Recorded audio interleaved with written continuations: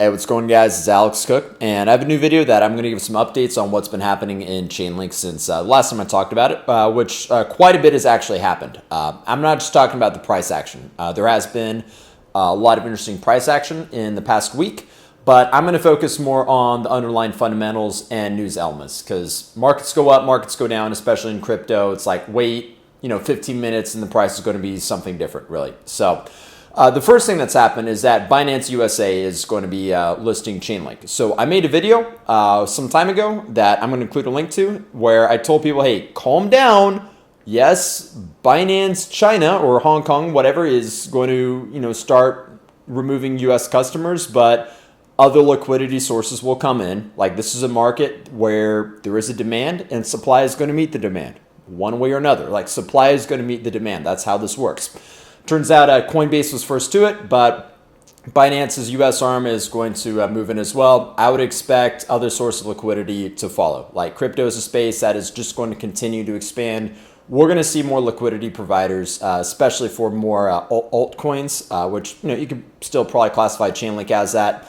I know we've seen it with things like local Bitcoin for the more popular currencies like Bitcoin and Ethereum. I think it's just going to continue expanding. So when people were freaking out about Binance, I told people to calm down. And as it turns out, cooler heads prevailed and more liquidity sources ended up coming in anyway. Second thing I want to talk about is Chainlink has been investing a lot of time in the infrastructure to smart contracts. So they put out a white paper on what they called mixicles, and Intel on a separate paper.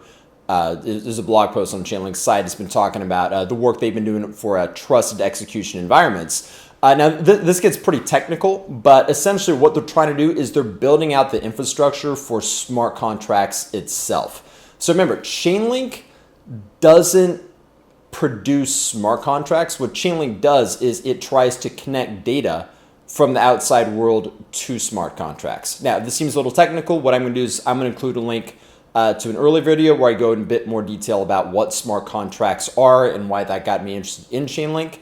But the point being with this is that it shows that Chainlink is starting to go what's called vertical integration, meaning that, yes, their core competency, what they've been trying to do this whole time is make data available for smart contracts, but they also have to tackle the problem, which is that no one really uses smart contracts right now. So they're trying to address that issue by making smart contracts in general more accessible. And then they hope that in the process, people will use Chainlink to facilitate those smart contracts as well. You can kind of think of an analogy that Google just gives away its browser, or back in the day, Microsoft just gave away its browser, Internet Explorer, try to get just more people on the internet where then they could use services from those companies. So another thing that's happened that's been really interesting is that Chainlink released a pretty detailed blog post talking about how smart contracts could be used for derivatives. So this was one of the original things that got me excited about smart contracts and got me excited about Chainlink.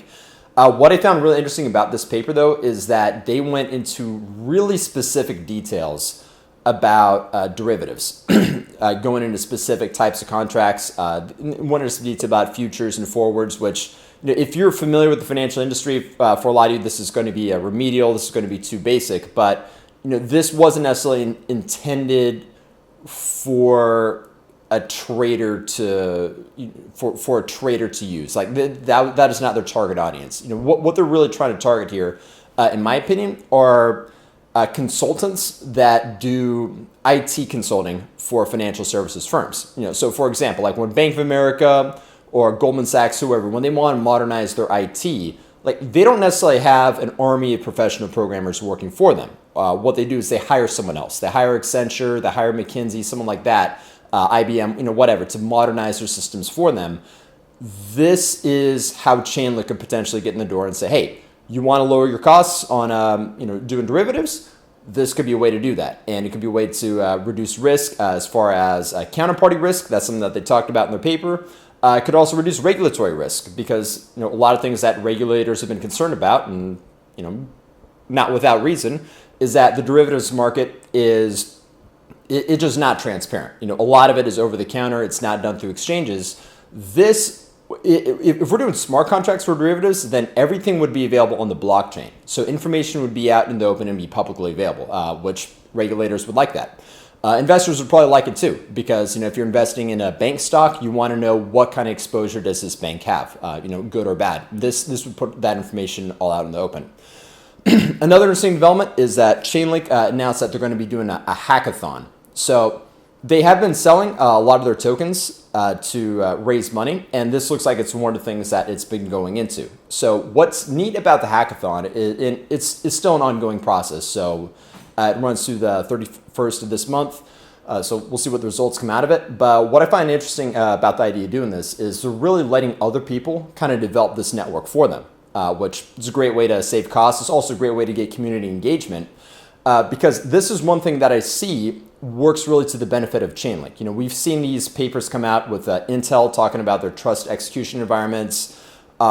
What this all gives is it gives credibility to Chainlink, and it builds the network around it. So there's a term in economics called network effects. So to give an example, if any of you guys remember AOL Instant Messenger, back in the 90s or the early 2000s, it wasn't necessarily the best messenger, but it's the one that everyone used. So because of that, people use that because you want to talk to your friends, you got to be on there. Or you can say the same thing with MySpace or Facebook now, Instagram.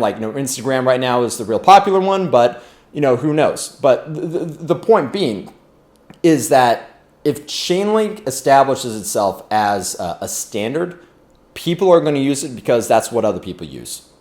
In a way, sometimes it's really just that simple, which is good for Chainlink if that becomes the case. But building this network, these communities around it, to me, this is positive. This is why I remain enthusiastic about this project. So that's what we've seen over the past few weeks, but what I would still like to see, and one thing that we really want to look for going forward is I want to see a white paper come out that's written by an actual bank.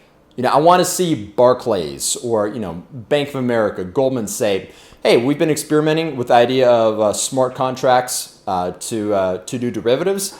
Here's what we found. Here's what our findings are. I want to see something like that. And then what I really want to see is case studies. I want to see someone like Goldman or Morgan Stanley say, hey, we were able to lower our costs of derivatives trading by this much by using smart contracts. Our systems were this much more efficient. Because when you see those case studies, other people start hopping on board. Keep in mind, executives at these companies, they're busy. They're not going to get into the weeds about this little nuance on derivatives trading because, to them, well, it's the way we've always done it. It'll be fine. They have so many aspects of their business that they have to worry about that to really make this a compelling sale to banks or, financial institutions, we need proof, not just promises. We need proof. And this is one way to do it.